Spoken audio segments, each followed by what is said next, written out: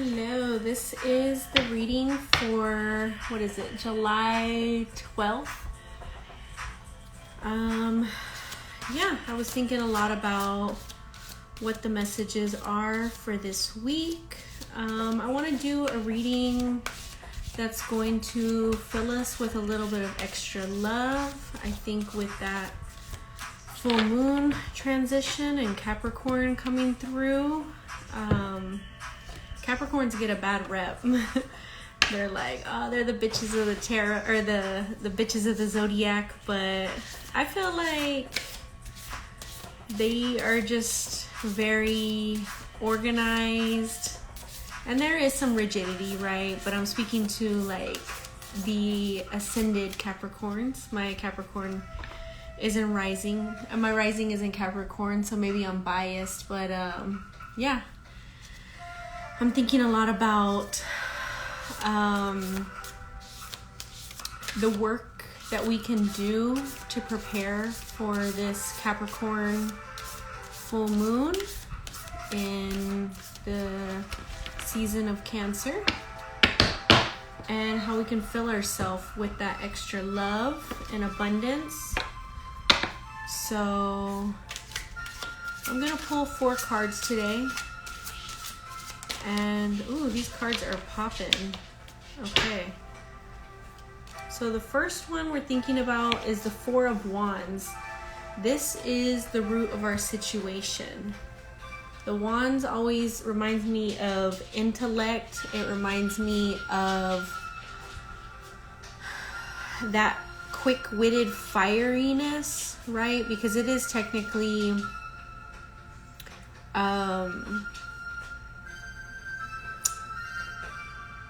it is technically fire, but it's also like, I always think of wind and fire together when you think of that wand moving and the movement of the wand. So this is what the card looks like. We love that.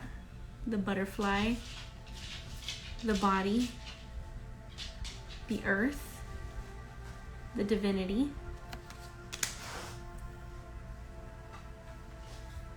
So let's see what the 4 of Wands has to say for us.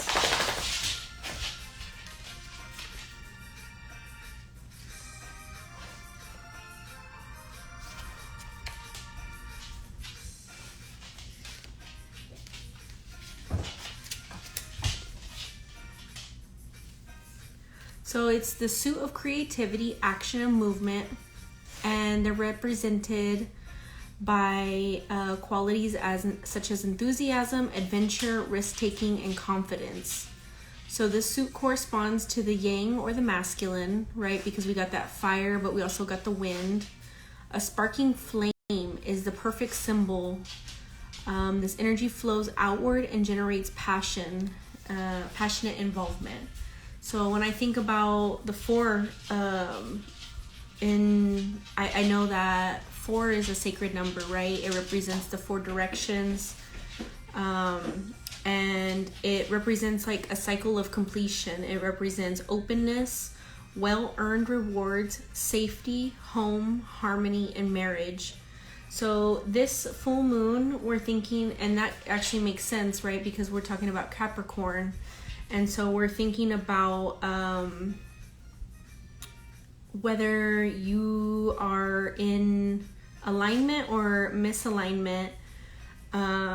You are going to be thinking about cycles of completion, whether that be harmony or disharmony. So just thinking about your marriage, the marriage to yourself if you're not married, and whether that feels in alignment, right? And if it doesn't feel in alignment, like what can we do to bring that into alignment, to bring that into harmony, and reflecting on all the work that has been done and how it's led us up to this point here today. So then we want to go ahead and ask, what is it that we want to release, right? So things that are not serving us, things that are not feeling like they need to be a part of us anymore, things that we don't need to carry anymore.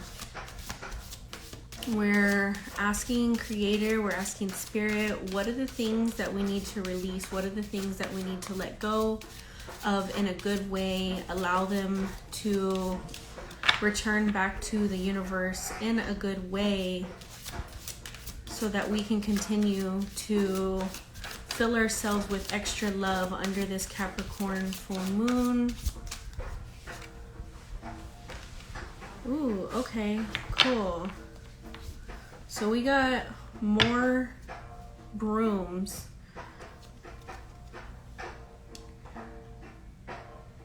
So in this Ghetto Tarot deck, the brooms is representative of the wands again. So we got that quick fire, we got that quick wind, that heated wind.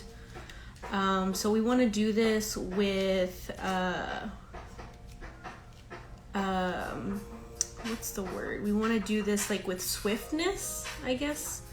It's like you want to do like a, you know, whenever you're like sweeping and you do that like last little sweep that's like a big sweep.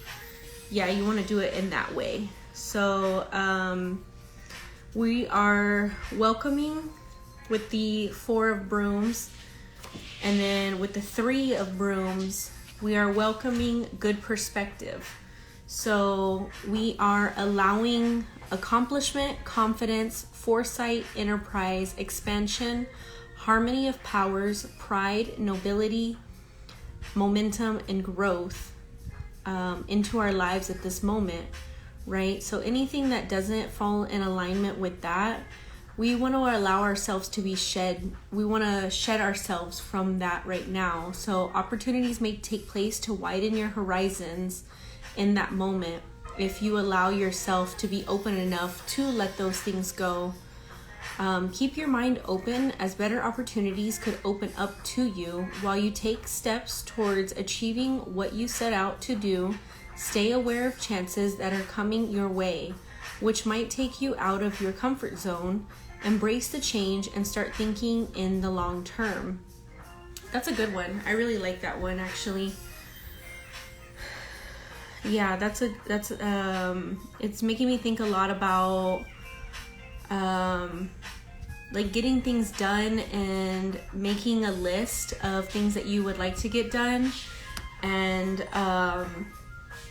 making sure that like on your list of things that you would like to get done, that it's doable, right? You don't want to like overwhelm yourself. You don't want to get things done or put things on your list that you know that you can't get done, because then you'll feel like you kind of like failed, that you didn't really like do as good as you could have done, right? So allow those tasks to be attainable, achievable, and at the same time allow yourself time within that task list to rest, right? I think this like full moon is pushing us to do work, and at the same time like it's earth, it's that earth sign. So, or the Capricorn is earth sign. So also being gentle with yourself, patient with yourself, patient with the things that you want to get done, so that way you don't get overwhelmed, and that you see that these tasks that you're setting yourself out to do are long term. So it's okay that you need to take water breaks. It's okay that you need to take rests. It's okay that you need to nourish yourself this week. If that looks like maybe even like taking a detox, whatever that looks like, mentally, physically, spiritually, yeah, just like take time for yourself and do that work under this full moon. I think that would be a really good time to do it, because the transitions are in your favor right now. So I'm gonna pull another card, and this time I'm asking what it is that we would like to embrace to fill ourselves with extra love this week. What is it that we would like to embrace? What is it that we want to hold that we want to hug. What is it that we need this week? Ooh, okay, cool. While I was warming up my decks, this card actually popped out already. So I know that this was meant to be because it's already come up. So I am here to remind you that we are infinitely blessed, and that if your blessings aren't already right in front of you, that they are on their way. And if you are allowing yourself to embrace those blessings, that you'll start to see them everywhere. That you'll start to see the synchronicities within your life already right here, like the layout that we have. It's the Four of Wands, which is also in another deck, the Four of Brooms, and then we have the Three of Brooms. So we have that 4-3, and then we have blessings, right? And so it's reminding us that the blessings are already right in front of us. But if you need that reminder of like, where are my blessings? If you don't feel like they're right in front of you right now in this moment, they are on their way. I promise you that. So the last one that I want to pull from is the Herbiary deck. And so I don't know, I was just thinking about how, again, the moon is going to be full in Capricorn this month. So I think that working with earth, working with herbs, creating that connection with herbs makes sense. And one of the cards that pulled out right now, or that popped out, is Dandelion. So if you've never worked with Dandelion before, I encourage you, or maybe this is your sign, to look into Dandelion, to look into what Dandelion does. You can think of like perseverance, right? Because it's a weed. Everybody mistakes it for a weed, but actually it's one of the most helpful roots. If you have never worked with it before, it is connected to cleansing the liver, helping the liver. So like I was saying, you know, this is a good week to detox, to help yourself, whether that be body, mind, or spirit. And I think that Dandelion would be able to help you do that.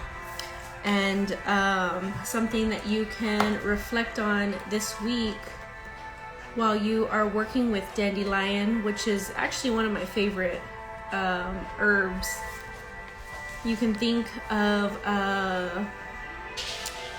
learning to adapt. Dandelion does this amazing thing. When she grows on a lawn, she's moved regularly. She stays short, so her flowers pass under the mother's blade. How can you, like Dandelion, adapt to the world around you? What little change can you make that will allow you to thrive in your current situation? If your mood turns sour and you're unable to maintain Dandelion's cheerfulness, ask yourself whether you need a mood adjustment or whether you're pushing up against an obstacle that's taking you off your true path. Remember, perseverance isn't about putting up with untenable situations.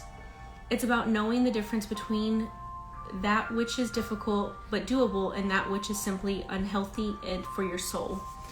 So don't do anything that is out of alignment, that feels out of alignment for you. You know, and I think that Dandelion, it will help you to clear your liver. So physically it's helping you, but emotionally, like, that's where the liver is, where emotions are stored, right? And so it's telling you to reassess your boundaries, reassess whatever you may be feeling and questioning throughout this week. Is this an alignment for me? And I think like sitting with a dandelion tea and sipping that dandelion tea and reflecting on that question, that itself, like, you know, what doesn't feel in alignment anymore, and what do I feel like, what relationships do I feel like I need to work with a little bit more so that they do feel in alignment. The Dandelion will help you to distinguish the difference.